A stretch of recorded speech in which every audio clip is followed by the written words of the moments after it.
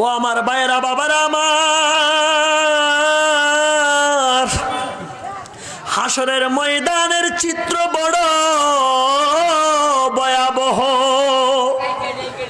হাসরের ময়দানে আমরা কথাগুলা যখন ওয়াজ মাহফিলে বলি, আমরা বলি আর আপনারা শোনেন, কিন্তু আমরা যদি চোখ বন্ধ করে একবার হাসরের ময়দানের চিন্তা করি রে বাবা, হাদিসে পাকে এসেছে হযরতে উমর রাদিয়াল্লাহু তাআলা আনহুর মতো জগৎ বিখ্যাত সাহাবী, জলিলুল কদর সাহাবী, ইসলামের দ্বিতীয় খলিফা, তিনি পর্যন্ত মাঝে মাঝে মাটি নিতেন, মাটি নিয়ে বলতেন, হে মাটি তুমি আমার চেয়ে শ্রেষ্ঠ, তোমার চেয়ে আমি বড় পাপী, তোমার এত শাস্তি হবে না যত শাস্তি আমি উমরের হবে।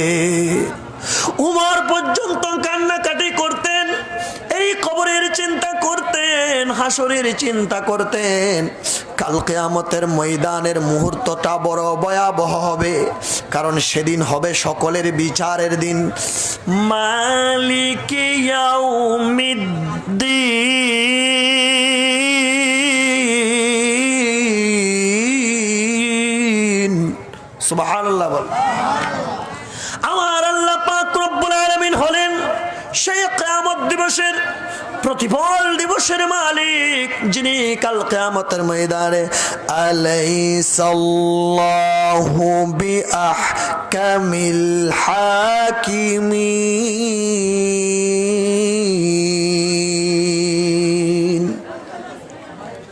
পৃথিবীর মধ্যে দেখা যায় একটি মানুষ যদি সমাজে দায়িত্ব পায়, একটি ওয়ার্ডের মধ্যে দায়িত্ব পায়, ইউনিয়নে দায়িত্ব পায়, উপজেলায় দায়িত্ব পায়, পৌরসভায় দায়িত্ব পায়, সংসদীয় আসনে দায়িত্ব পায়, রাষ্ট্রের দায়িত্ব পায়, মানুষটা বেপরোয়া হয়ে যায়, পশুর মতো হয়ে যায়, মানুষের সাথে অন্যায় আচরণ করে, ক্ষমতা পেয়ে নিজেকে এমন মনে করে যে ক্ষমতা, এই ক্ষমতা তার আজীবন থাকবে, মনে হয় যেন এই ক্ষমতা তার কোনো দিন যাবে না।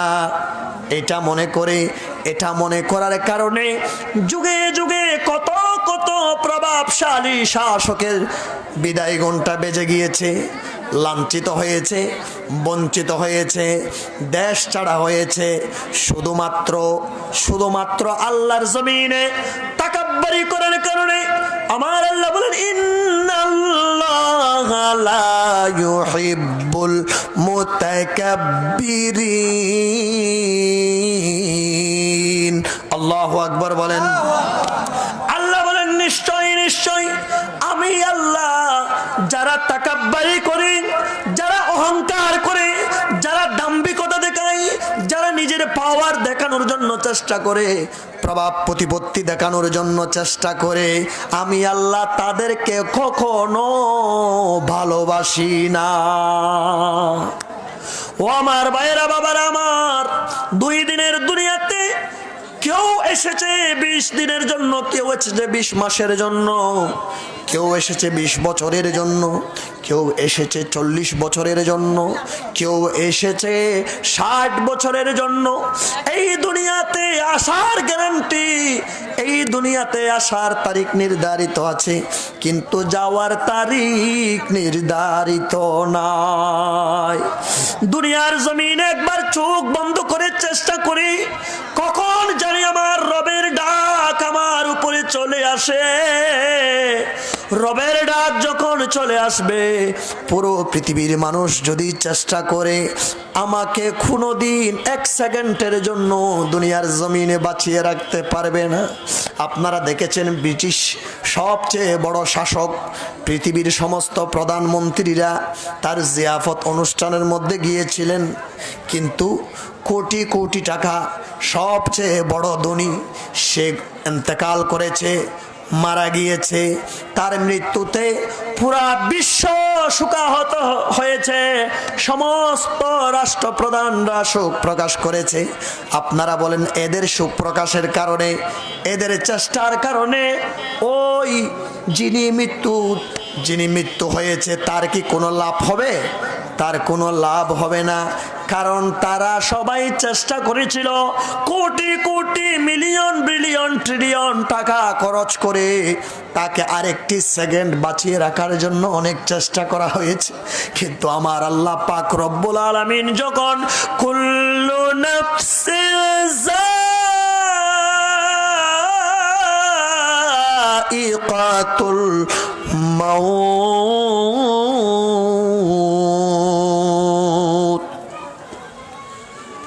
মৃত্যু বড় কঠিন, মৃত্যু মানুষকে বড় অসহায় করে দেয়। হাদিসে পাকে এসেছে আজরাইল যখন মানুষের জান কবজ করে, জান কবজ করার সময় আজরাইল যখন প্রথম চুবল মারে, ওই সময় এমন একটি আঘাত হয়, সাত আসমান সাত জমিন যদি একটি মানুষের বুকের উপরে রাখা হয় তত বেশি কষ্ট হবে না।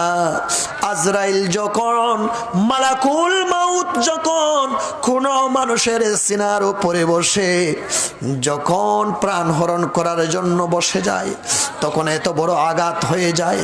কিন্তু হাদিসে পাকের মধ্যে এটাও বলা হয়েছে যে ওই সময় যদি কেউ দয়াল নবী, মায়ার নবী, रहमतुल लिल आलमीन, कमली वाला नबी, तराने वाला नबी, বাঁচানে ওয়ালা নবীর চেহারা দেখে ফেলে, আমার নবী বলে নবীর চেহারা মুবারক দেখতে দেখতে ওই ব্যক্তির প্রাণ চলে যাবে। এত বড় আঘাত করবে আজরাইল, ওই বেতার কথাও তার মনে থাকবে না। চিৎকার দিয়ে বলুন না সুবহানাল্লাহ। অনেকেই বলবেন হুজুর আজরাইল আলাইহিস সালাম এইভাবে ব্যথা দেবে, ব্যথার কথা কিভাবে মনে থাকবে না? আপনারা অনেকেই জানেন মিশরের মধ্যে সবচেয়ে বড় সুদর্শন সুন্দর পুরুষ ছিলেন, রূপবতী পুরুষ ছিলেন হযরতে ইউসুফ আলাইহিস সালাম। হযরতে, আপনারা আমার কথা মনে হয় বুঝতেছেন না রে বাবা। হযরতে ইউসুফ আলাইহিস সালাম সবচেয়ে সুদর্শন পুরুষ ছিলেন, সুন্দর পুরুষ ছিলেন। সেই ইউসুফ আলাইহিস সালাম বিবি জুলেখাকে বলা হলো তুমি কেন ইউসুফের জন্য এত পাগল হয়ে যাও, ইউসুফের জন্য কেন এত বেশি পাগলামি করো? ইউসুফ আলাইহিস সালামের স্ত্রী বিবি জুলেখা ওই নারীদেরকে বলে, ও নারীরা, ও রমণীরা, তোমরা আমাকে বলো আমি কেন ইউসুফের জন্য পাগলামি করি।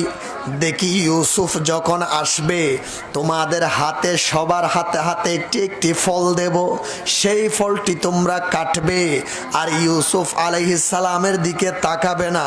দেখি তোমাদের কি করতে পারো। সমস্ত রমণীদের হাতে হাতে একটি একটি করে বটি দেওয়া হলো। বটি দেওয়ার পরে আর একটি একটি ফল দেওয়া হলো।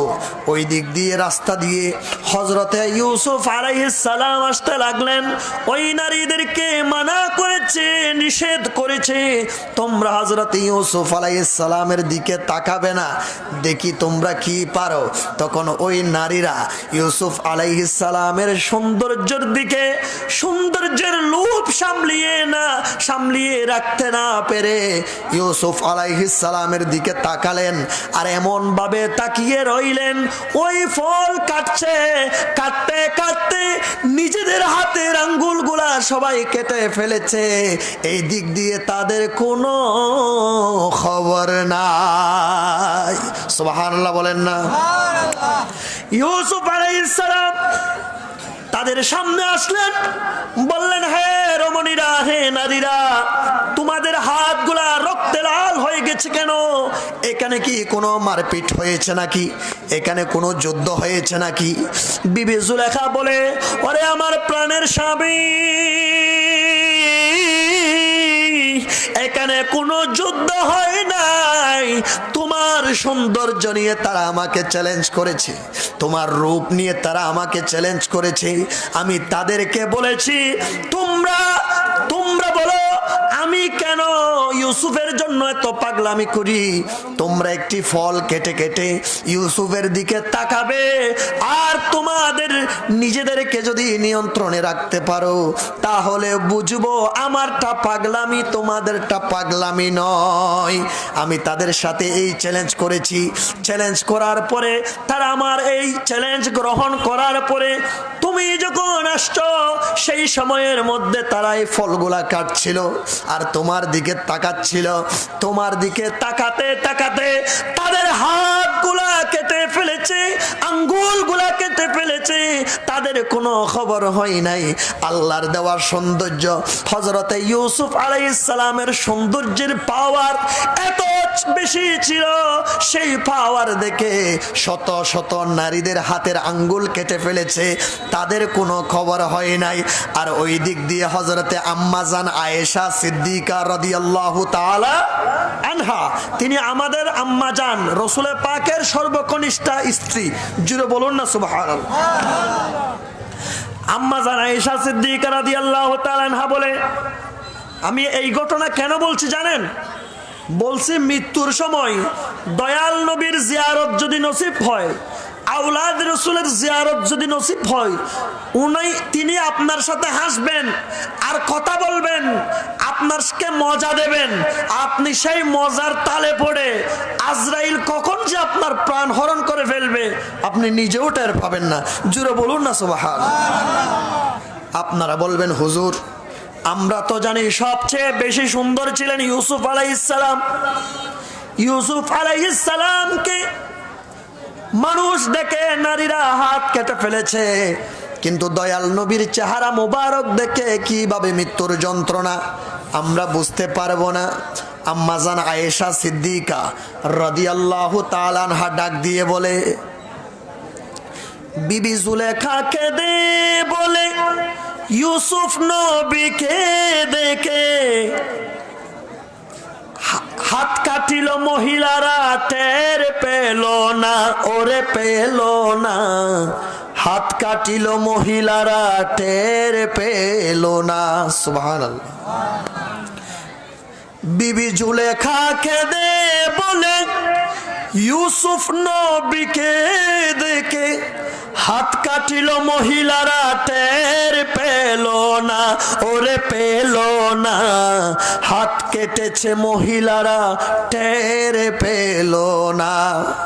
আর মা আয়েশাকে দেখই আমার নবীর যদি দেখা হয়, মা আয়েশাকে দেখই মোর নবীর যদি দেখা হয়, কলিজা কাটলেও টের পাবি না, ওরে পাবি না। কলিজা কাটলেও টের পাবি না। সুবহানাল্লাহ পড়ুন। মায়েশা সিদ্দিকা রাদিয়াল্লাহু তাআলা আনহা বলে, ওরে আরবের রমণীরা, মিশরের রমণীরা, তোমরা শুনেছ, তোমরা জেনেছ, তোমরা দেখেছ হযরতে ইউসুফ আলাইহিস সালামের চেহারা দেখে নারীরা হাত কেটেছে, তাদের কোনো খবর হয় নাই। আর তোমাদেরকে আমি আয়েশা সিদ্দিকা জানিয়ে দিচ্ছি, আমার নবী মুহাম্মদুর রাসূলুল্লাহর সৌন্দর্য এত বেশি ছিল, যেই সৌন্দর্যের কোনো তুলনা হয় না। সেই সৌন্দর্যের চেহারা মোবারক দেখতে দেখতে দেখতে হাজার হাজার সাহাবায়ে কেরামরা তীরের আঘাতে, বর্ষার আঘাতে, বল্লমের আঘাতে নিজেদের জীবনগুলাকে কোরবান করে দিয়েছে। চিৎকার দিয়ে বলুন না সুবহানাল্লাহ। ইউসুফকে দেখে হাত কেটেছে, নবীকে দেখে হাত কাটে না, জীবনকে কেটে দিয়েছে। তাহলে কার সৌন্দর্য বেশি? আল্লাহর নবী রাহমাতুল লিল আলামিনের সৌন্দর্য বেশি। সেই সুন্দর নূরানী চেহারা মুবারক কত সুন্দর ছিলেন। আজকে আমরা 1400 বছর পরে 2025 সালের জানুয়ারি মাসে 1445 হিজরিতে আমরা বর্তমানে বসবাস করছি।